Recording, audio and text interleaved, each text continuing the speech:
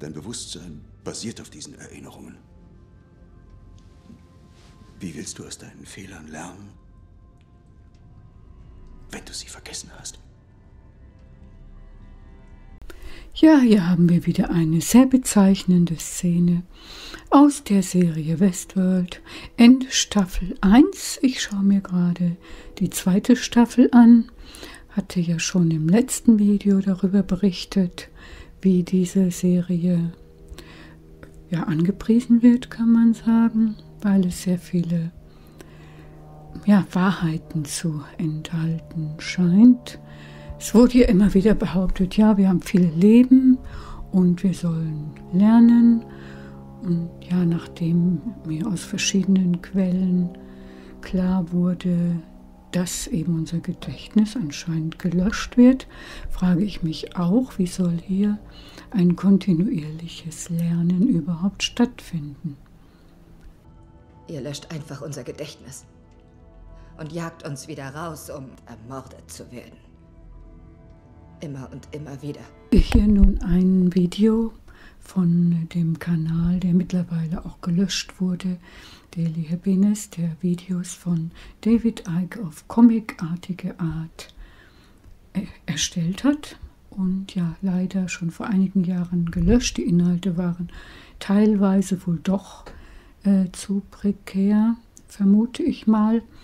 Ich wünschte, ich hätte noch mehr davon gerettet. Denn ja, dieser Kanal hat mir wirklich sehr gut gefallen. Und es gab ja auch über Jahre hinweg nur sehr wenige, die Videos von David Icke übersetzt haben. Mittlerweile sind einige dazugekommen, die teilweise mit Hilfe der KI und KI-Stimmen David Ickes Video in Umlauf bringen. Naja, ich denke, besser als gar nicht.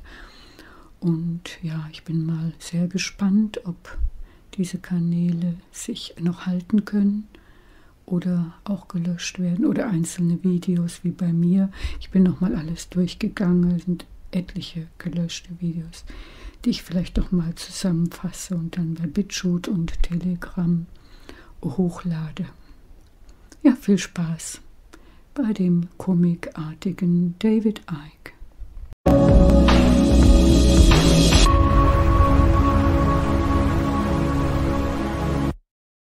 On so much that goes on in the world and so much that happens to people when you realize that not only are we not alone, but that which is with us does not necessarily have to arrive in spaceships and flying saucers. It is actually energy.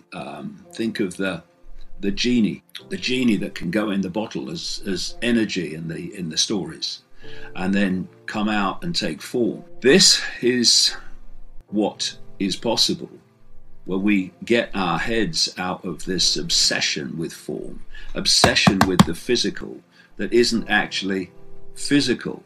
It's just a holographic illusion, as I've talked about in other video casts and at length and in great detail in the books. So when we talk about people being possessed, their body is possessed, well, that's not really the case if you take the body to be what you can see, what I would call the hologram. In the unseen, although the unseen to human sight, but it's able to be photographed by technology now, we have a number of energetic fields which go under names like the auric field, which some people who have a greater spectrum of visual possibility, they can see these energetic fields, and like I say, you can photograph them technologically as well. And we call the people that can see them psychics and other names. But that auric field, which interacts with what we perceive as the body and can dictate mental and emotional states, that's the level that these energetic entities, these jinn, these archons, these whatever name is given around the world, that's the point where they make the connection.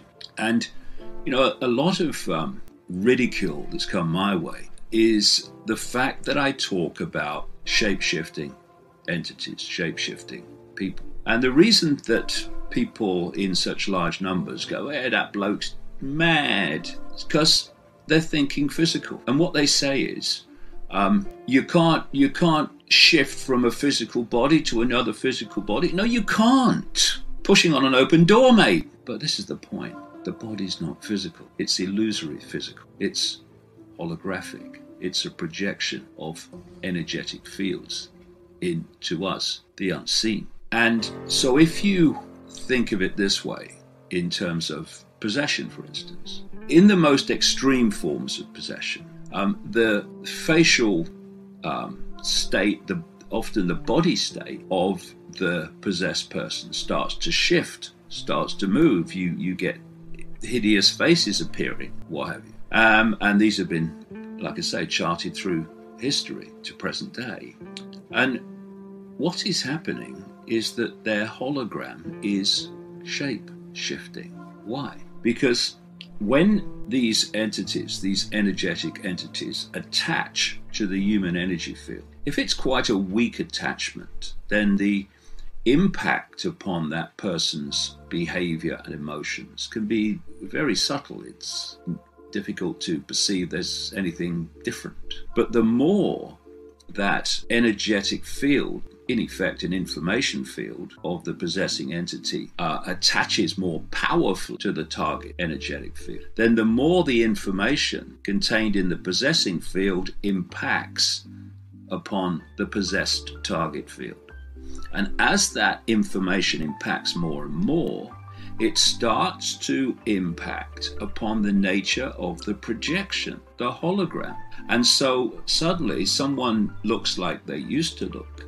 And in states of more extreme possession, the information in the possessing field starts to change the nature of the hologram. The person, to anyone observing, starts to change. Their face changes. Sometimes even their whole body can change. And what we're looking at, like I say, is shape-shifting. And when I talk about people being able to move between one form and another, what's happening is they're moving between one information field and another, and as that information field changes to another, the nature of the holographic projection changes. And to the observer, it appears that a physical body has changed to another type of physical body. It hasn't, because there is no physical body. An information shift has taken place, which means that the projection, the hologram, changes its nature in relation to the information.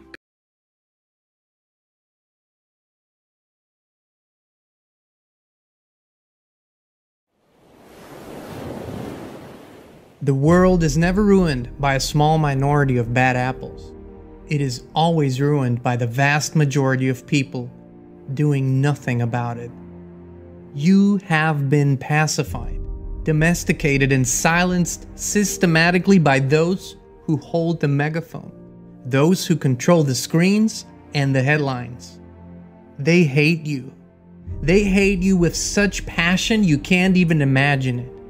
Somewhere along the line, you convinced yourself that you just want to live your life, not get involved in the petty arguments of the day, and just enjoy the moment. After all, they've convinced you that life is short and YOLO. You only live once. Boy, they've done a number on you. You don't trust yourself anymore. You don't trust your own ability to know what's right and wrong, to see evil and call it by its name, to renounce it, to do something about it. They convinced you that anything goes. No matter how perverse, how degenerate, how sick, and how twisted. If they feel like it, you have to accept it. They convinced you that children can make their own choices about anything and that your natural instinct to protect them from harm and evil isn't valid anymore. They have convinced you that it is bad to be a proud man or a proud woman, that family does not matter, that the color of your skin defines if you're good or bad. They've convinced you that you are responsible for the feelings and actions of others. They've convinced you that freedom of speech is harmful and self-censorship is right. They have convinced you that murdering the most innocent is freedom, and protecting them is tyranny. They have convinced you that keeping and bearing arms is evil, but sending weapons of mass destruction to war zones is good. They've convinced you that you cannot trust yourself, make choices, live freely, accept or reject medical treatment. They have convinced you to hate your elders, let strangers raise your children, and eat poisons every day. They have convinced you that lies are truths, bad is good, up is down, and left is right. They convinced you to give up your mind and your soul so they can run it and own it, and you have to follow their lead no matter what. They've convinced you to give up being human because God does not exist, and if He does, His creations are flawed. How much longer will you wait and just accept it, take it, swallow it? How much longer will you participate in your own demise, your own enslavement, your own downfall? Grow a spine, make a choice, stand for something, or you will fall for anything. I would rather die on my feet than live on my knees. Would you?